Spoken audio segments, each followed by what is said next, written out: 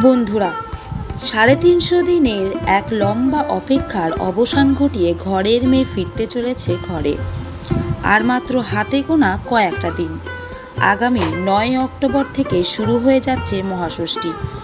৯ থেকে ১২ তারিখ এই ৪টি দিন বাংলার ঘরে ঘরে বইবে কেবলই খুশির আমেজ। এই কটা দিন ধনী থেকে গরিব সকলে মিলেমিশে এক হয়ে দেবী আসার আনন্দে বিভোর হয়ে থাকবে। ১৩ই অক্টোবর মহাদশমী। স্বামীর কাছে ফিরে যাবেন দেবী তার ৪ সন্তান সহ। সাথে নিয়ে যাবেন অনেক অনেক ভালোবাসা এবং সন্তানদের অশ্রু ভেজা আঁচল। আবারও রেখে যাবেন দীর্ঘ অপেক্ষার দিনগুলি। আচ্ছা, কেউ কি ভেবে দেখেছেন ঠিক কবে সর্বপ্রথম দেবী মর্তলোকে বাপের বাড়ি এসেছিলেন?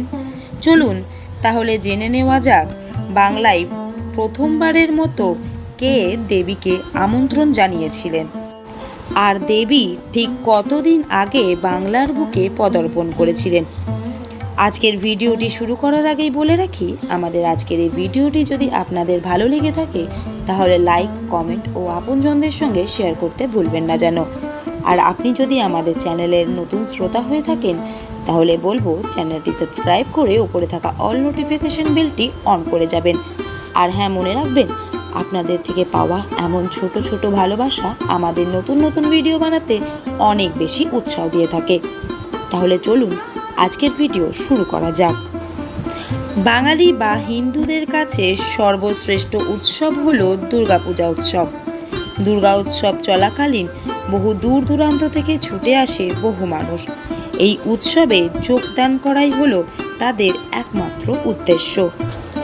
বাংলা ছাড়াও এমন বহু শহর ও দেশ আছে যেখানে দুর্গা উৎসব পালন করা হয়ে থাকে, কিন্তু পুজো পুজো গন্ধের আমেজ কেবলমাত্র বাংলার বুকেই ভেসে বেড়ায়, যে গন্ধ প্রতিটি মানুষের জীবনের প্রতিটি দুঃখ কষ্টকে এক নিমিষে ভুলিয়ে দেয়।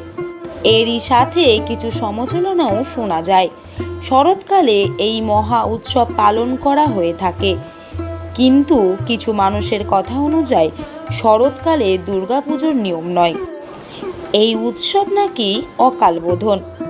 লঙ্কেশ্বর রাবণ বসন্তকালে দেবী দুর্গার আরাধনা করতেন এবং সেটিই হলো আসল নিয়মবিধি, যে পুজোটিকে আমরা বাসন্তী পূজা বলে থাকি। এবার জেনে নেওয়া যাক, সত্যি কি শরৎকালে দেবীর আরাধনা করা উচিত নাকি অনুচিত। আজ থেকে বহু যুগ আগে অর্থাৎ ১৫০০ শতকে একজন বাঙালি মহাকবি ছিলেন যার নাম কৃত্তিবাস ওঝা। আমাদের কাছে এই নামটি ভীষণ অচেনা হলেও এই কবিকে সেই সময়ে কবি তুলসী দাসের সাথে তুলনা করা হতো। এক কথায় বলা যেতে পারে এই বাঙালি কবিকে তুলসী দাসের সমান সম্মান দেওয়া হতো। সেই সময় বাল্মীকির লেখা রামায়ণ গ্রন্থটি সম্পূর্ণ বাংলাতে অনুবাদ করেছিলেন এই কবি, এবং সেই রামায়ণ গ্রন্থ থেকেই জানা যায় রাম রাবণের যুদ্ধের আগে প্রভু শ্রী রামচন্দ্র আদিশক্তির অর্থাৎ দেবী দুর্গা পূজা করেছিলেন, কারণ লঙ্কেশ্বর বিশেষভাবে আদিশক্তির আশীর্বাদ প্রাপ্ত ছিলেন। তাকে যুদ্ধে হারাতে প্রভু রামকেও আদিশক্তির আশীর্বাদের প্রয়োজন আছে। শুধু তাই না, এই গ্রন্থে আদিশক্তি পুজোর নিয়মবিধিও সম্পূর্ণ বিস্তারে জানানো হয়েছে। কবি কৃত্তিবাস ওঝার লেখা শ্রী রামচরিত্র মানস বইটি পড়ে মানুষ বুঝতে পারে সমস্ত খারাপ শক্তির সাথে লড়তে দেবী দুর্গার নবরাত্রির অর্থাৎ ৯ দিনের কঠোর তপস্যার প্রয়োজন, এবং সেই থেকেই হিন্দুদের মধ্যে এই তপস্যা মহা উৎসবের রূপ ধারণ করে এবং বিশেষভাবে মাহাত্ম্য দিয়ে থাকে সেই সমাজের মানুষেরা, যার প্রমাণস্বরূপ পেয়ে যাবেন ১৭৯০ সালের বেশ কিছু বইয়ের থেকেও, যেখানে বলা হয়েছে কলকাতার পাশেই বেশ কিছু ব্রাহ্মণরা মিলে একটি বিশাল আকার দেবী মূর্তি তৈরি করে নবরাত্রির কঠিন তপস্যা করেছিলেন। সেই থেকেই প্রতিটি গ্রামে গ্রামে ছড়িয়ে পড়ে এই পুজোর মাহাত্ম্য। এরপর বাংলার তাহেরপুরের রাজা কংসনারায়ণ অনেক বড় করে ধুমধামের সাথে এই পূজা করিয়েছিলেন।